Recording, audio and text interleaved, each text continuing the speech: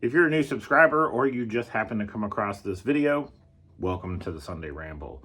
In this video, I talk about my growing 3D print business, my growing YouTube channel, and industry-related news. So let's get to it. So this week, oddly, things have picked up. Even though I'm running no ads on any platform whatsoever, I've had a pickup of sales in certain items.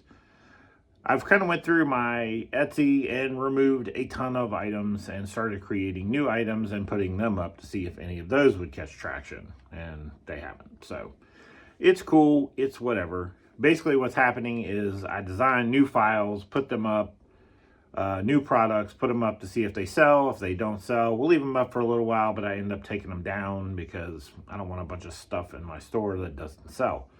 So far, I've basically got 3 products that sell pretty well, and they continue to sell, and that's what generates the revenue that sells. But I continue to design new stuff and putting that out there to see if it sells, and so far, nothing sells as well as the 3 items that I originally created. Now, I do have some news on the front of one of the items, and we'll get into that in just a little bit. But another thing I want to talk about is the YouTube channel and things growing. Now, right now, we're at about 2,030 subscribers, which obviously isn't a ton. But if you haven't noticed in my videos, there's always comments. So what that means is even though I don't have a huge audience, I have an audience that engages, and that is awesome. And because of that, manufacturers are reaching out to me wanting to collaborate on items. And that's something, if you start a YouTube channel, you need to look in quickly is how you deal with these companies. When you have 2,000 subscribers, when you have 5,000 subscribers, when you have 10,000 subscribers, at certain ranges, certain things will happen. You may have to reach out to companies in the beginning and beg them to collaborate with you on some type of product. But at a certain level, now you're not reaching out to them anymore, they're reaching out to you. And because of that, you need to put some information together as far as rate cards, what you expect if you're going to collaborate with a company. These are important things that you need to get put together ahead of time before these companies start to reach out to you. Now, not too long ago, for example, I'm going to share this with you, and you'll see this video coming up soon, probably, hopefully. I reached out to Elegoo, and I had a plan. I put together a whole plan for a series of videos, and this is what I needed from them in order to do this series of videos. So they responded back to me, which I'm thankful for. Thank you, Elegoo. But unfortunately, completely derailed the original idea of what I had, and it would have been successful, I'm very sure of it, because I know my audience. I know you guys. You guys comment in my videos every time, and I know what it takes to get you interested in a video. I know what's going to make you comment because you guys are like-minded like me. Not only that, but if I screw up, you're in the comments to be like, hey, this is how you fix that. And that's all. Probably the most awesome thing about this YouTube experience thus far is the engagement with my viewers. So they derailed the idea. Okay, here's my idea, and they just went clear off into another planet and said, hey, we want to send you this filament, and we're talking about right now deeply filament, right? They said, hey, we want to send you some deeply filament for you to try out, and then, so we'll just send it to you and we'll go from there. Now, they really hadn't, the weird part is they didn't lay out any demands, like, this is what we want you to do with it. They just wanted to send me some. And I said, that's fine. Now, at this point, even though I have 2,000 subscribers, now typically what's going to happen at 2,000 subscribers is you're fairly new, you're still pretty excited, oh my God, you know what I mean, that you got a sponsor, and you're pretty much willing to just accept whatever it is they're willing to send you.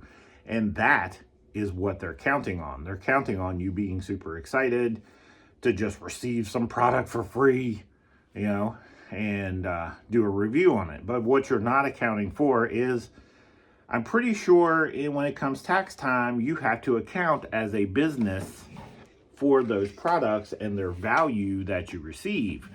So it sort of means if you receive no dollars, you're still received a quantity of something that has value, and you need to account for that. Now, I need to do a little bit more homework on it, but that makes sense to me. If you're going to receive, if the car dealership gave me a car to do a commercial for them, then at the end of the year, I have to account for the car that I received. And this really isn't any different. So I definitely need to talk to my tax guy and see how that's going to work out for the most part. But I'm pretty sure that's how that works out. So now I need to reach back out to them because they sent me the filament with no terms whatsoever. So I've got to touch base with them and say, what's the terms of what you sent me? Because in reality, what they sent me was 4 spools of filament, and that does not cover a complete review video, a dedicated video to your filament. That's not how that works. I might only have 2,000 subscribers, but I have a brain of a guy that has 50,000. So I understand that if I'm going to put in 7-8 hours to create a review video and print out a bunch of items, cool. But I'm not doing that for 4 spools of filament. No. Now, if you just want me to incorporate it into my daily videos and just say people see that I'm printing with deeply filament and showing people products that I print, but not doing a dedicated video on it, then cool. 4 spools of filament is fine. Now, ideally what I would like, and this is what I'm kind of putting on people that reach out all the time, is you need to bring value. If you want to send me a product, that's great. But the problem is we need to bring value. If you want to send me filament, send me filament. That way, I can give it away to you guys. I can give you a spool. I can use a spool to do some testing. We can drive engagement, put product in your hands too, as well as mine. That makes sense.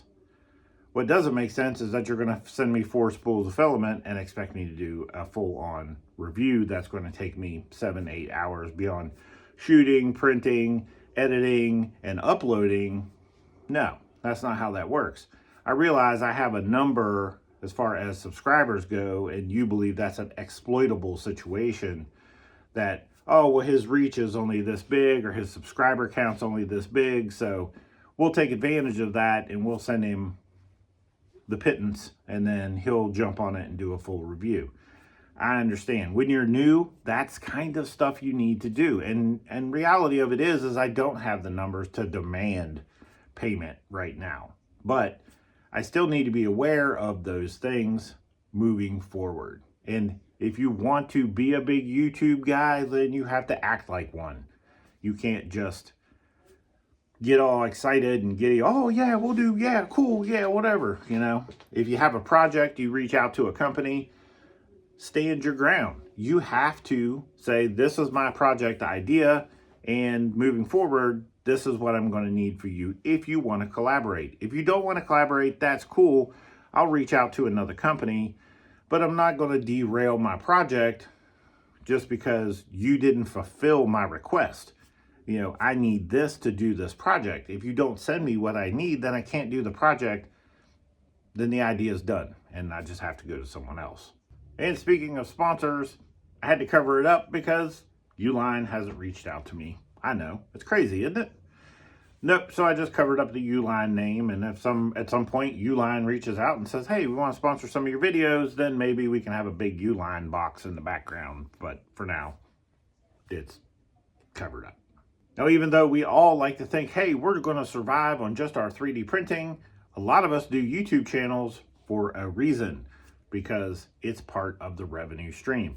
Even though we 3D print and we do sell those products, this is a real thing, but part of that revenue stream is also doing YouTube, and that is the case for a lot of 3D print businesses. I can name several that YouTube is part of the process. Now, I got monetized on February 7th, and this is March the 4th, I think. So almost 30 days. Currently, my revenue is $86. I guess better than nothing, right? Absolutely. So there, I'm making a little bit of money. YouTube has paid me 86 bucks to do these videos. And I know that doesn't seem like much, but considering I would be doing them anyway, because my goal here is to share the process with you guys in a realistic way so you can see for real how this works. If you're generating your own products, if you are a maker, it's different. If you were I was downloading STLs and trying to sell the same STLs as everyone else, it may be different, but this is my goal, is to create my own products. I may take inspiration from other products, but at the end of the day, everything I sell is something I made. So it's a little bit different. And I think that's probably why you guys watch a lot of what I'm doing, is because I'm a maker that's attempting to sell his products. Segue. So not long ago, well, I would say long ago, a company reached out to me because I started creating some accessories for their product. Now, unbeknownst to me, they went on my Etsy and purchased one of my products to use on their product to see what that accessory was all about. Now, make no mistake, at this point, I have no patent on what I've created, and reality of it is, I don't think what I created is even patentable because it's a pretty common object. But its application is novel, and because of that, maybe I could get a patent on it.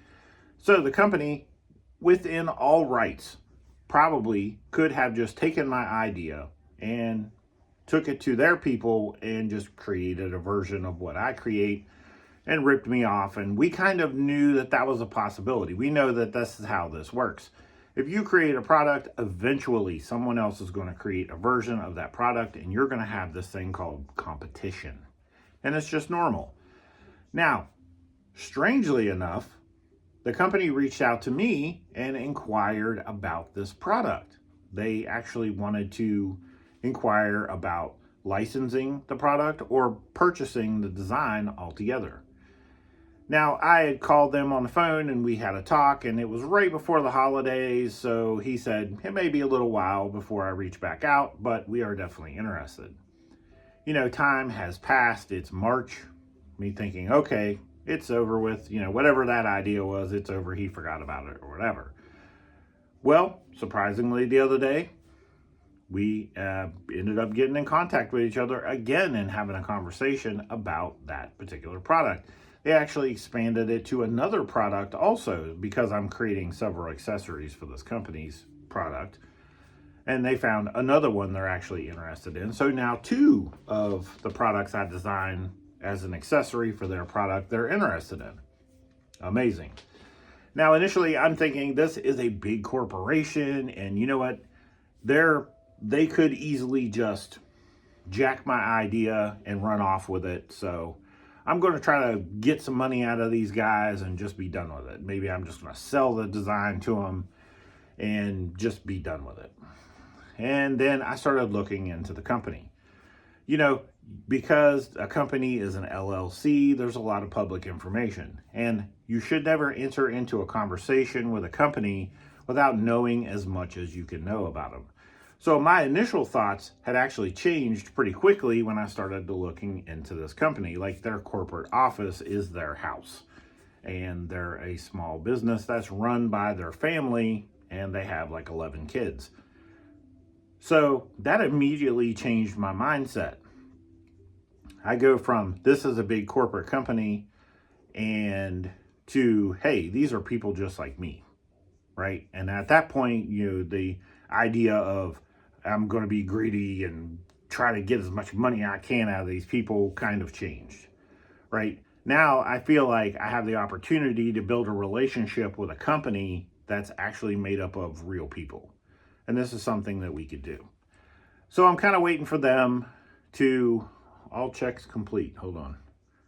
No issues found in your video. Okay, so Tuesday's video has been approved for monetization. Anyway, so now I'm dealing with real people, and now I want to have a real conversation. Do I want to license? Do they want to license the product? Now, interestingly enough, they've asked me in the meantime, before they could even consider going to injection molding, would I be willing to produce the product for them via 3D printing and supply them with the product so they can sell it. Well, this is sounding like a win-win, right? But because I'm dealing with real people, I want to stay open to what it is they have in mind. Will I produce the product for them? Absolutely. I would love to produce the product for them. I'll mass produce the product for them, ship it to them, they can sell it. I'll remove it from my sales channels completely. That way it is their product essentially. Now, as far as the design, who retains ownership of the design? Do you want to license the model from me, or are you hell-bent on purchasing it? My thought is, let's not get too deep into it just yet. I'll retain ownership of the files. They are my designs, but I'm going to license that to you so you can sell it as your exclusive item. And as long as I'm producing those items for you, I think that's fair. I don't think that's too much of an ask. I probably wouldn't be putting this information out there, but I'm about 100% sure he's not going to see this video. But even if he does, that's fine, because this is the intent, my intent right now. If they do want to purchase the files outright, they can. But for me, I feel like the smarter thing to do is let's produce these products. Let's see how well they sell for you. And if they start doing really well and you want to move to injection molding, then we can have a bigger conversation. But for right now, let's just get some products in people's hands and see if they love them as much as I do. See if they love them as much as my wife does, because that was the inspiration for the products in the first place. So that's where we're at. Probably Monday, I'm going to be getting a phone call and we're going to have a conversation, and that's probably how it's going to play out. So I'll kind of report back on how that's going to go. We'll see. Could be amazing. I could be immediately in the market for more printers, because now I'm doing a full-time commercial job for this company. And that means because of that, I need to be able to produce parts. How 3D printing works is, if a job takes 4 hours, then how do we make that more efficient?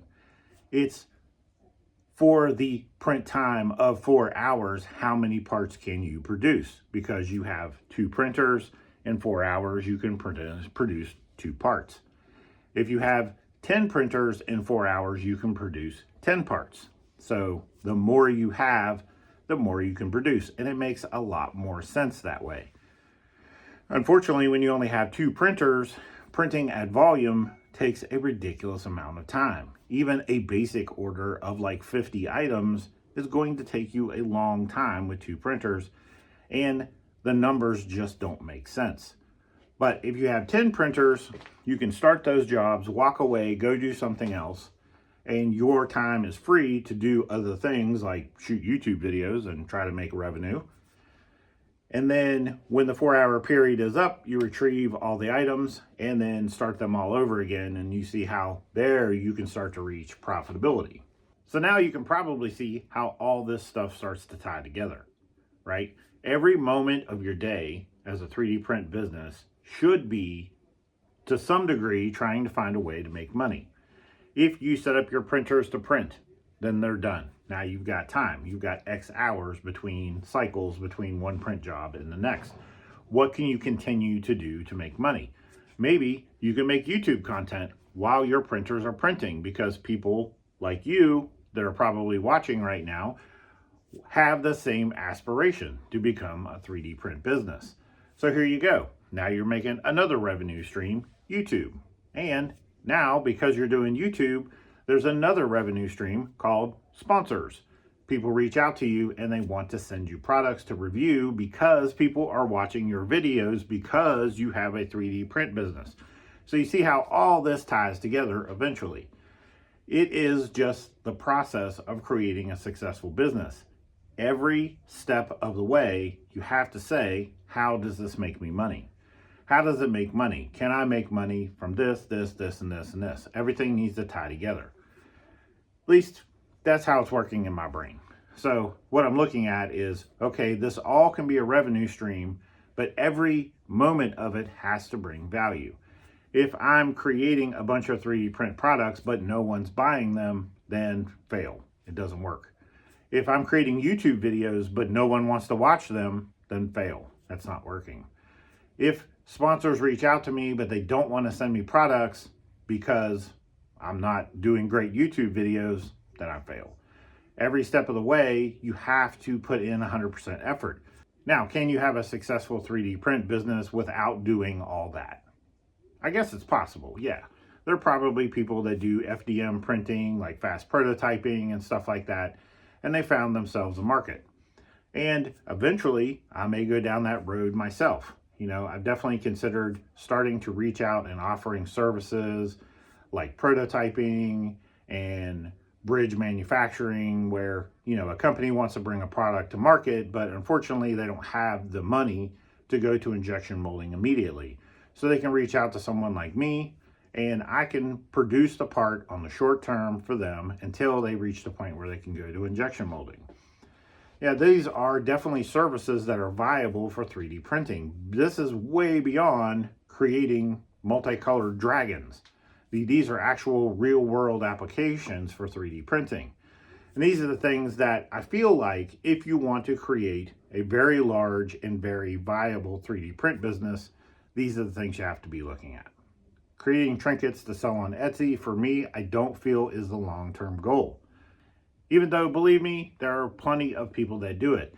And I know YouTubers that have very successful businesses. Even just if you look at the aspect of just their 3D printing business, they do very good business doing simple items that they sell on Etsy. So don't let me make you think that that's not a possibility, because it is. It's all about what interests you the most. At the end of the day, if you really enjoy making multicolored dragons and you can find a market to sell them, then do it. Do whatever makes you money, man. If that makes you happy, rock on, do it. I encourage whatever it is you want to do. If you want to make miniatures for Warhammer and you can find a market for people to buy them, bro, jump on it, do it. But it's whatever interests you. If you don't have a passion for whatever you decide you want to do, you're not going to stick with it. You're eventually going to fold. You know, 10 years ago, I opened up a business in my community and I made a lot of money. I'm not going to lie. We did very well for ourselves for a very long time. But that industry changed, and the way the product was sold, the type of product, all changed, and my passion for it went away. It went from a customer service driven kind of business to you come in, get your crap and get out. And to me, it's just not the same.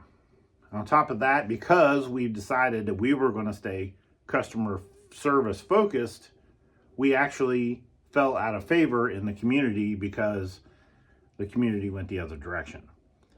So we've just decided either we could do one of two things. We can change the direction and we can become like all those other businesses that are our competition, or we can just accept the fact that the industry has changed and lock the doors. So that's what we've chosen to do.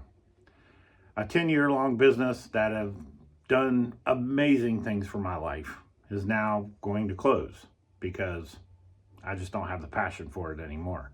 And that's okay. Now, that could happen to your 3D print business. You could just get completely wore out and tired of producing whatever it is because you didn't have a real passion for it. And all of the things that come with owning a business will break you down over time if you don't have a true passion for it. The reality of it is there's like a little bit of insanity almost to own your own business. To be able to get up every day and put 10 or 11 hours in and not make as much money as you made on your 9-to-5 is a real reality for people that are just getting started. And you've got to be willing to make those sacrifices if you want to really accelerate your business. But you have to be motivated and passionate about it. If you're not, just stick with your 9-to-5 and do it on the weekends. Now, I apologize if I went a little too deep into philosophical views, but again, at the end of the day, I feel like my responsibility in these videos is to give you a reality check, a real look at what it is. Not everyone is going to be that next guy that has an amazing 3D print business. I'm honored to say that I know some people that are very successful with their 3D print businesses, and I get the opportunity to kind of see and behind the scenes talk to them about their businesses. And I understand that what created that was also a set of circumstances. It wasn't just the fact that they bought 3D printers and started printing stuff. There were circumstances that led them to the success that they're at. But not everyone is exposed to those circumstances or opportunities. The vast majority of small businesses fail within the first 3 to 5 years, and that's just facts. So I'm never going to discourage you from opening your own business, but I definitely want you to have a reality check to understand that the odds are against you in success in multiple directions. But if you're truly passionate about it and you're wholeheartedly determined, you can definitely do it. Now, one last thing I want to cover, and I probably should have covered this earlier, but we got a little derailed there for a second. I talked about dealing with that company and possibly producing parts for them. Well, we all know I have 2 printers. I have an X1C and an A1. So if that deal does come through, I'm immediately going to be in the market for printers. And what am I going to get? Well, number 1, they have to be dependable. And number 2, they have to be cheap. The cheaper I can get them, the better. That means the more I can get. Again, a 4-hour period, how many parts can I produce? Buying a $1,500 printer does not make sense. Buying a $300 or a $200 printer does make a lot of sense. To be honest, Elegoo Centauri is not even out yet, and there's just not enough hours on it. It may be that printer for the future, but right now, I don't know if I can trust it. It hasn't been out on the market long enough for me to say, this is a printer I'm going to buy 5 or 6 of and know wholeheartedly that I can depend on them. This is the difference between your business taking off and your business failing. Can you imagine if I bought 6 printers that are unproven, put them in my print farm, and then get orders for hundreds of parts, and then my printers are failing and breaking? That could be the end of that business. At the end of the day, the number doesn't matter as much as the dependability. I have to have a machine that's dependable, and if I have to pay more, a little bit more, to make sure that I get a dependable machine, that's what I'm going to do. If that printer had actually been out for a while, then this would be a whole different conversation. But right now, I haven't put hands on one, and I don't know how dependable they're going to be. Now, again, I have access to people that do get these products, and they do use them in real world situations. And because of that, one of the considerations is the FlashForge, was it Adventurer 5M? Okay, that's one I'm definitely considering because I know people that have them, and I know people that are using them on a daily basis, and they really like that printer. Multiples really like that printer.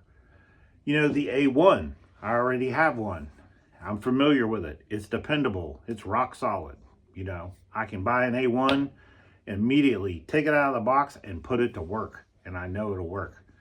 So those are 2 printers I'm considering. Now, if you guys have another printer you think I might be, interested in, drop it in the comments and let me know. I'd love to hear your ideas of what printer might be best. But right now, I'm considering those 2. Like I said, if the Elegoo would have been out longer, I definitely would have considered it. But at that price point, definitely attractive. But unfortunately, completely unproven. And when you've got one shot to make an investment so you can move forward. And if you make the wrong decision, it could be the end of it all. That's a tough decision to make on a machine that's got no track record. All right, guys. Well, that's it for the Sunday Ramble. I hope you enjoyed the video. I love bringing this kind of content to you guys. If you really, really want to be successful in a 3D print business, I honestly believe this is the track you need to be on. So if you have any questions, by all means, hit me up in the comments. I've got no program to sell you. I'm not trying to sell you anything. I'm just trying to share my experience. And I hope a year from now, I'm standing in a big giant building with 80 printers And people can look back on these early videos and be like, man, he was on the right track. He had the right plan.